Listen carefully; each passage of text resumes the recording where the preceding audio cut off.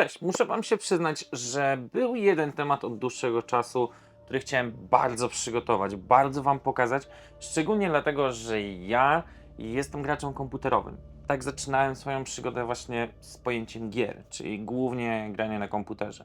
Dopiero później pojawiły się u mnie gry planszowe.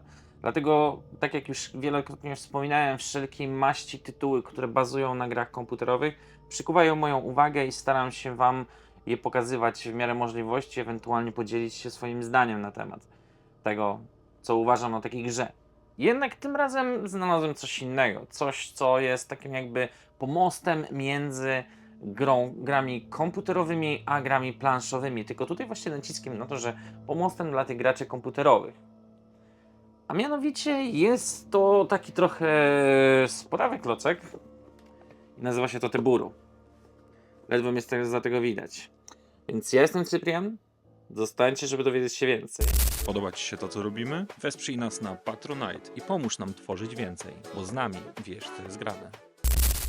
No dobrze, zanim pokażę wam jeszcze wszystkie szczegóły dotyczące Teburu, czym jest, jak działa i wszelkie detale, no to jeszcze powiem może, jaka gra będzie towarzyszyła nam w dzisiejszym odcinku. A mianowicie będzie nam towarzyszyło Vampire Masquerada Palermo Conspiracy, które jest kompatybilne właśnie z tym systemem. Jest to druga gra, która współpracuje z nim, ale o tym dowiecie się wkrótce. No ale dobrze, wielkie pudło na bok na razie i wróćmy do samego Teburu.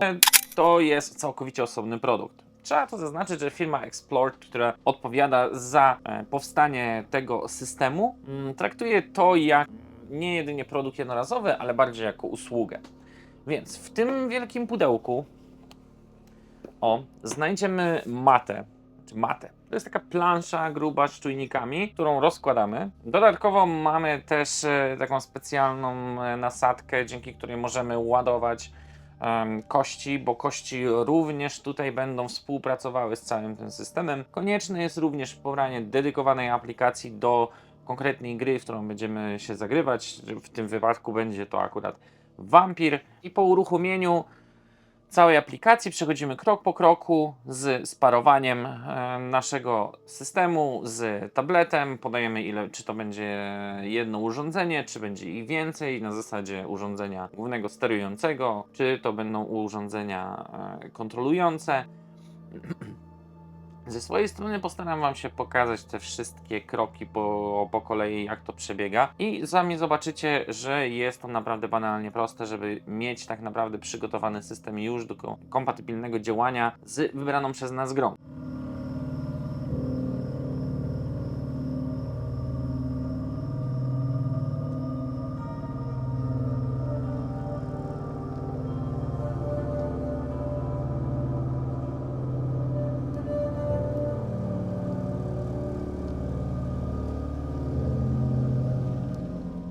No dobrze, i jak to działa dalej? Czyli tak, musimy sobie zakupić ten system bazowy, czyli tą planszę, która będzie zawierała właśnie odpowiednie czujniki i będzie miała tą jednostkę sterującą, która łączy się właśnie z naszym tabletem, który będzie przeprowadzał nas przez całą rozgrywkę. Sama plansza jest kompatybilna z różnego rodzaju grami, bo jeśli już dokonamy raz zakupu, to tak naprawdę nie musimy go ponawiać.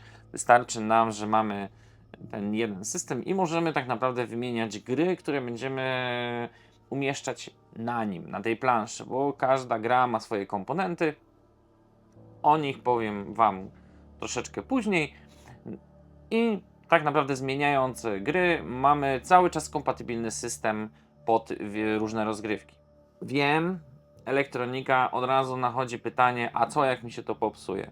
No więc tutaj to wygląda sprawa tak, że sam byłem mega ciekaw tego i dopytywałem się mocno twórców, jak to działa. Oni sami z siebie zasadniczo dają 2-letnią gwarancję na potencjalne uszkodzenia wynikające z wad produkcyjnych, ale jeśli chodzi o wsparcie użytkownika, sami przyznają się, że tak naprawdę mimo już minięcia tego okresu gwarancyjnego, dalej są otwarci na kontakt z klientem i wspierają tutaj ewentualne problemy. Wcześniej ich pierwszy tytuł, który był robiony pod właśnie ten system Bad Karma, który już tak naprawdę ma chyba około 3 lat, dalej jest przez nich wspieranych. Export to też nie jest jakaś randomowa firma z brzegu, mają wieloletnie doświadczenie w tworzeniu aplikacji.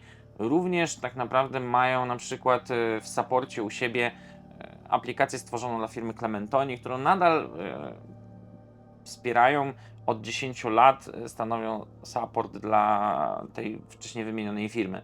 Więc nie jest to też tak, że ta obawa, że jeśli zakupicie sobie system, no to zostaniecie całkowicie na lodzie, jeśli nam się coś popsuje, coś nie będzie działać.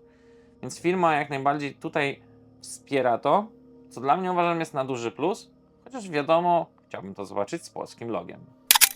Ale poza samym tabletem, który będziemy wykorzystywać do połączenia się, do wykorzystania aplikacji, wyświetlania, również będzie nam potrzebny nasz telefon, który posłuży nam za kartę naszej postaci, którą będziemy kierować, za takie nasze centrum dowodzenia, bo to na nim będziemy właśnie wybierać poszczególne akcje, które chcemy wykonywać, czy będziemy podejmować tam decyzje, te jawne, te niejawne, bo w zależności od gry różne możliwości odblokowują się w sterowaniu i przechodzeniu przez daną rozgrywkę.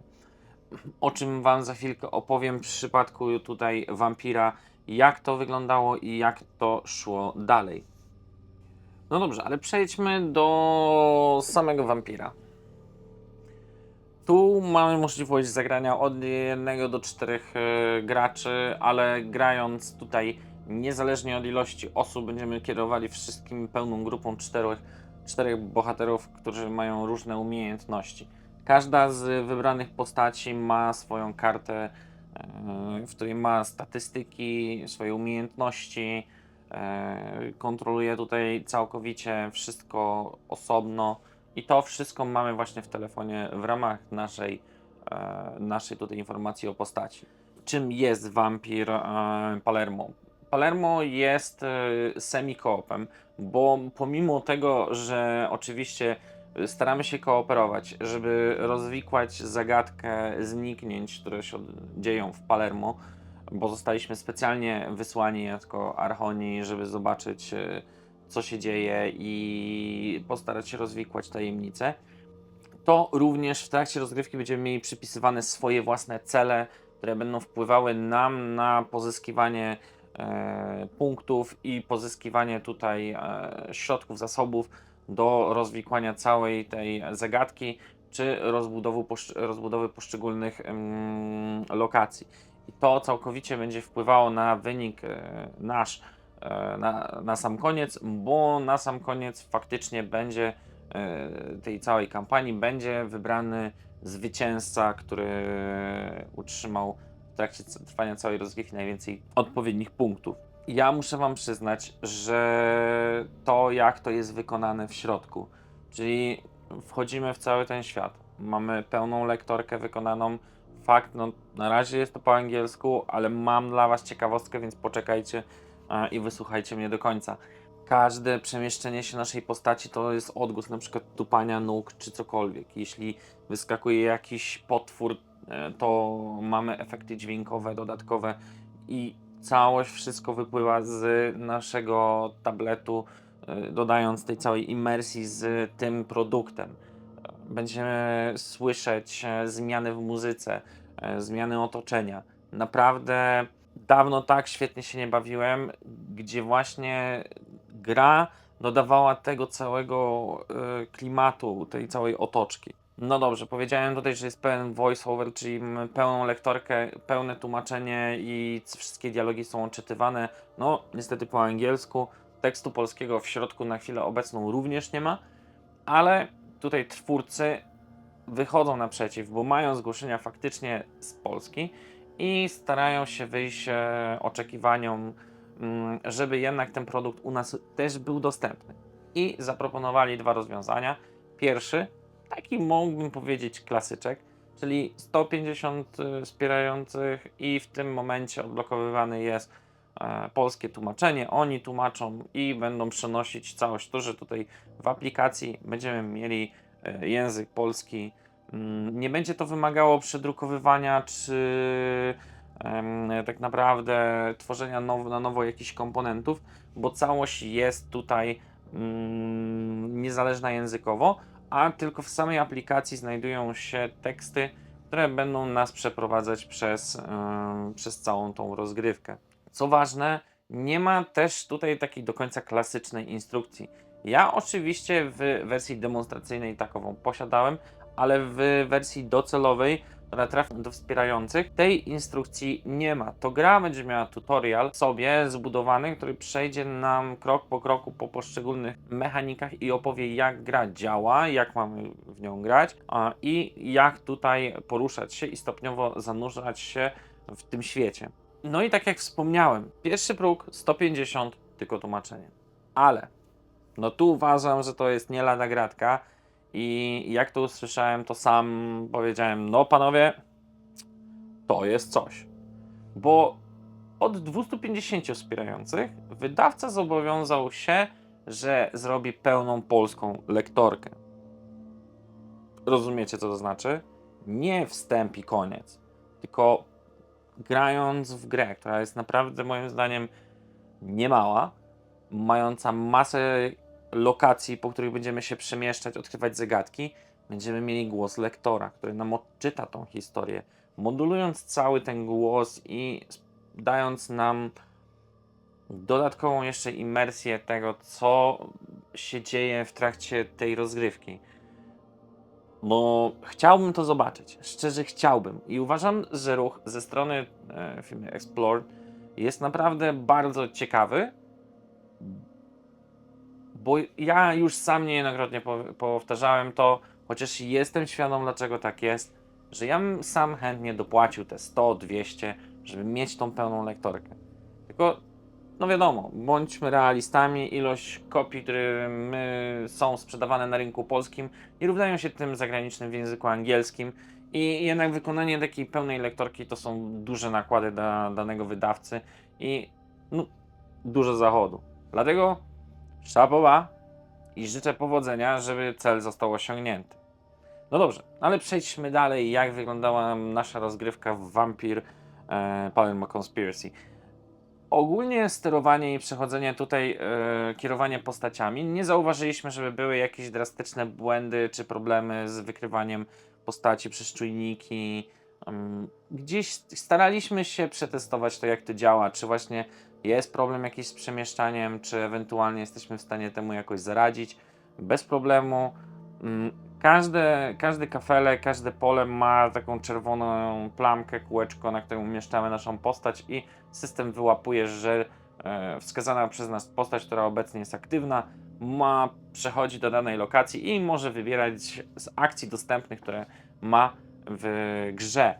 Tutaj gra za nas, aplikacja będzie kierowała tym, kontrolowała, ile mamy życia, ile mamy głodu, ile posiadamy pieniędzy, czy ile też będziemy mieli doświadczenia, bo wykonując poszczególne kroki zdobywamy te doświadczenie. Decyzji podejmować będziemy naprawdę co niemiara, bo czasami z opresji będziemy mogli uciec na kilka różnych sposobów. Nie jest to tylko klasyczne bijmy się albo uciekajmy, tylko jednak czasami jest też jeszcze zaprezentowane takie rozwiązanie pośrednie, typu na przykład obserwujmy, jak się będą toczyły warunki i czy jest jakaś szansa na ucieczkę w całym tym zamieszaniu. Więc nie jest tutaj też tak zero-jedynkowo jak w większości powiedzmy gier, że właśnie mamy tylko do wyboru tą opcję lewo, prawo. Tu faktycznie tych opcji jest jeszcze kilka. Dodatkowo przemieszczając się po wszystkich lokacjach też będziemy mieli jakieś dodatkowe interakcje, czy to związane z fabułą, czy nie, będzie to wszystko fajnie opisane, że ok, tą akcję wykonasz, zejdzie ci tyle punktów akcji, potem będziesz mógł sobie skoczyć, wykonywać akcję dalej, albo na przykład, no dobra, tutaj to ci zabierze 1 punkt, ale no niestety przykro mi, w tym po zakończeniu rozpatrywania kończą ci się akcje, twoja tura dobiega końca.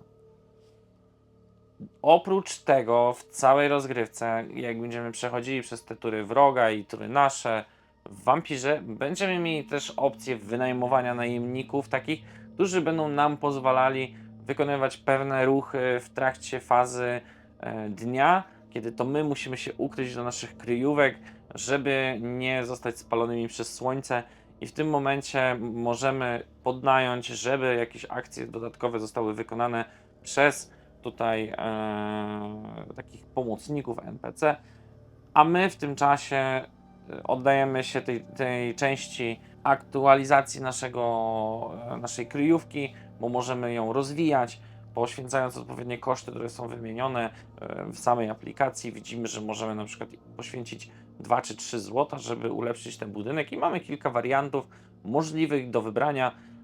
Co ciekawe, na co w pierwszym momencie nie zwróciłem uwagi, ale zwróciła na to Natalia, te kafelki, które będziemy ulepszać, one nie były tutaj powielone, w sensie, że mieliśmy kilka opcji, mogliśmy wybrać jedną z nich. Jeśli już ją wybraliśmy, to w tym momencie inni współgracze nie mogli skorzystać z tej samej umiejętności, którą miał ten kafelek, bo ten twój był akurat tym unikatowym, więc to też dochodzi taka tutaj delikatna interakcja, bo musimy się spieszyć z wyborami, tak żebyśmy to my byli pierwsi, a nie nasz współgracz, prawda? Jak już wspomniałem, w całym tym systemie urzekła mnie ta imersja, którą dostajemy w zamian za skorzystanie z tego systemu, czyli te wszystkie efekty dźwiękowe, muzyka. To naprawdę dodawało super klimatu. Do tego sytuacja, w której korzystamy z kości systemowych, one wymagają najpierw takiego klasycznego potrząsania. W tym momencie się aktywują. System nas informuje, że kostki czekają na rzut. Wykonujemy rzut i jest on szczytywany z kostek. Co mi brakowało w Wampirze?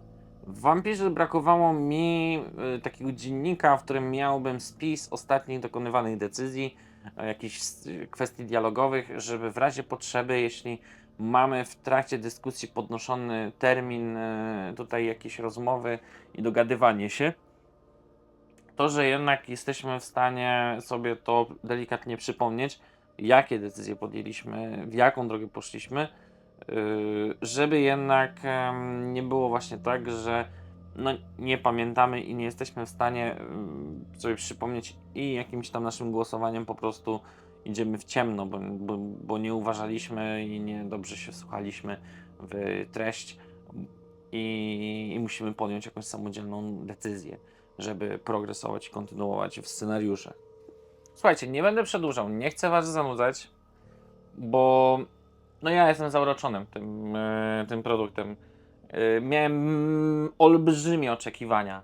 Naprawdę byłem nakręcony jak mały wariat na to.